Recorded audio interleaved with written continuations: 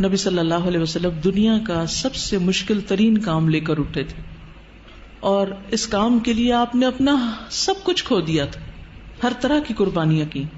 آپ کا بزنس اور آپ کی قوم کی ناراضگی، خاندان کی ناراضگی، اور اس کے علاوہ بھی بہت سی تکلیفیں، ہجرت، جہاد، کئی چیزیں.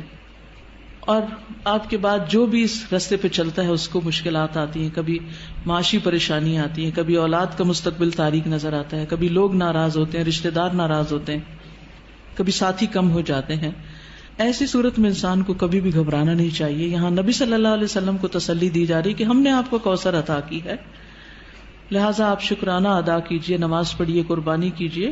آپ کا جو دشمن آپ کے خلاف ہے وہ آپ کا کچھ نہیں بگاڑ سکتا.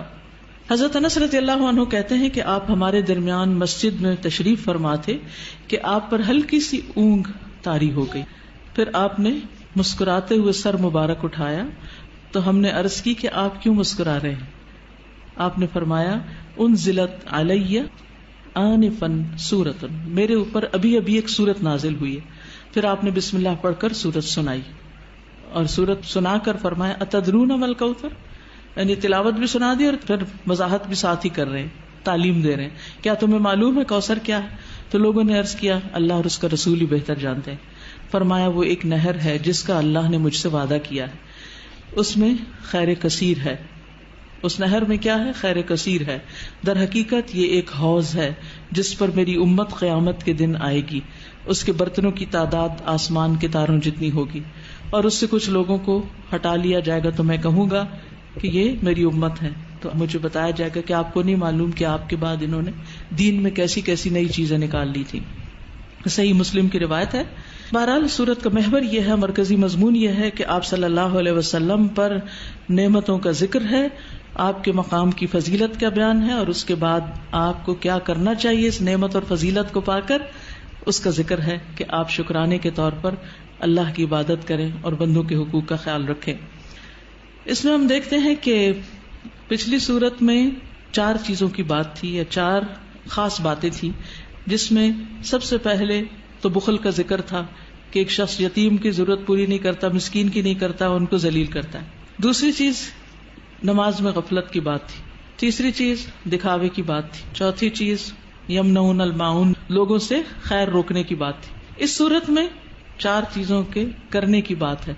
سب سے پہلے بخل کے اپوزٹ کیا ہے؟ الکوثر، خیر کثیر، کہ اللہ سبحانہ وتعالیٰ نے آپ کو خیر کثیر عطا کی، خیر روکی نہیں آپ سے.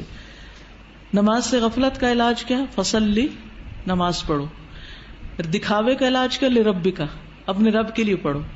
اور پھر یمنعون الماعون، اس کا اپوزٹ کیا؟ ونحر. جو شخص یہ کام کرے، کون کون سے؟ فصلی لربک ونحر، نماز بھی صحیح ادا کرے اور قربانی بھی کرے، صدقہ خیرات بھی کرے، اس کا دشمن سرنگوں ہو جاتا ہے. اس کا دشمن اس پہ غالب نہیں آ سکتا، اس کا دشمن اس کا کچھ بگاڑ نہیں سکتا. کبھی بھی آپ کو کسی سے خطرہ ہو، یہ 2 کام شروع کر دے، اللہ آپ کی حفاظت کرے گا. مشکلیں آتی اس لیے ہیں تاکہ ہم اپنے آپ کو سیدھا کریں، نمازیں اور اچھی کریں، اور اس کے ساتھ ساتھ بندوں کے حقوق کی طرف توجہ کریں، کہاں کمی ہو رہی، کسی کے ساتھ زیادتی تو نہیں کر رہے. تو آپ دیکھیں کہ کیسے مشکلات پر آسان ہوتی. آپ کے خلاف بولنے والے اور آپ کے بارے میں باتیں کرنے والے خود ہی خاموش ہو جائیں گے. اس صورت کا پس منظر یہ بھی بتایا جاتا ہے کہ جب آپ کے بیٹے قاسم کا انتقال ہوا اور یہ خبر ابو لہب تک پہنچی تو اس نے کیا کہا کہ محمد ابتر ہو گیا، اب ان کا نام نشان مٹ جائے گا، کوئی ان کا نام لینے والا نہیں. تو آپ کو تسلی دی جا رہی ہے کہ آپ فکر نہیں کریں، ناکام آپ کا دشمن ہی ہوگا، آپ کو اللہ نے خیر کثیر عطا کر دی. تفصیل دیکھتے ہیں. انا اعطیناک الکوثر، بے شک ہم نے عطا کی آپ کو الکوثر. انا سے مراد اللہ سبحانہ وتعالی. اعطینا، ہم نے آپ کو عطا کی. عطا کیا ہوتی؟ جس کا بدلہ نہیں چاہیے، ٹھیک ہے.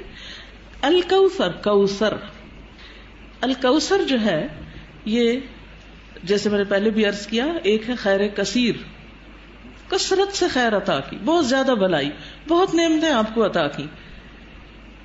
اور انہی میں سے ایک نعمت نہر کوثر ہے یا حوض کوثر ہے. بعض کے خیال میں ایک ہی چیز ہے، بعض کے خیال میں دو ہیں. نہر جنت میں ہے، حوض عرصات یوم القیامہ میں ہے، یعنی حشر کے میدان میں ہے. اور نہر کوثر سے پانی آ رہا ہے کس میں؟ حوض میں. اور اس کی مسافت کتنی ہے؟ 1 مہینے کی لمبائی پہ لمبا اور 1 مہینے کی لمبائی پہ چوڑا. اس کی لمبائی چوڑائی اتنی ہے. اور جو نہر کوثر ہے جنت کی نہر، اس کے دونوں کنارے سونے کے ہیں، موتیوں اور یاقوت کا فرش بچھا ہے، مٹی کستوری سے زیادہ خوشبودار، پانی شہد سے میٹھا ہے، دودھ سے زیادہ سفید، مکھن سے زیادہ نرم، برف سے زیادہ ٹھنڈا. دنیا میں جو آپ کو بہت ہی پسند ہے اس کی کچھ مشابہت نظر آتی. اور حوض کوثر جو ہے میدان حشر میں، اس کے کناروں پر کیا ہے؟ پیالے ہیں. کتنے؟ ستاروں کی تعداد میں. جو ایک دفعہ اس سے پانی پیے گا وہ کبھی بھی دوبارہ پیاسا نہیں ہوگا. لیکن اس سے کس کو ہٹا دیا جائے گا؟ جو بدعت کرنے والا ہو، یا جو آپ سے دشمنی رکھنے والا ہو، آپ سے بغض رکھنے والا ہو، اس کو وہاں نہیں آنے دیا جائے گا. یا جو آپ کے دین سے بغض رکھنے والا ہو، نماز سے نفرت ہے، صدقہ خیرات سے، دین کا ہر کام میں مصیبت لگتا ہے. ایک یہ ہے کہ بوجھل ہونا، اچھا آپ سو کے اٹھے ہیں تو آپ کو بوجھل لگ رہا ہے نماز پڑھنا، وہ ایک فطری سی بات ہے، آپ تھکے ہوئے ہیں یا نیند پہ ہیں. لیکن ایک یہ ہے کہ دل سے نماز کی چاہت ہی نہ ہونا. نبی صلی اللہ علیہ وسلم فرمایا کہ نماز میری آنکھوں کی ٹھنڈک ہے. ہمارے نزدیک نماز کا مقام کیا ہے؟ ہم میں سے ہر ایک کو سوچنا چاہیے میری زندگی میں نماز کا مقام کیا ہے؟ مجھے نماز سے کتنی محبت اور چاہت ہے، کتنے شوق سے میں اس کی طرف جاتی ہوں، یا نماز بس خانہ پوری کی حد تک پڑھتی. کیونکہ یہ ہماری ایمان کا امتحان ہے. اس میں بہرحال یاد رکھیے، جس نے آپ صلی اللہ علیہ وسلم سے دشمنی رکھی، جس نے آپ سے بغض رکھا، جس نے آپ کی شریعت سے بغض رکھا، اس کے لیے پھر کوئی خیر نہیں، کوئی برکت نہیں، وہ حوض کوثر پر نہیں آ سکے گا.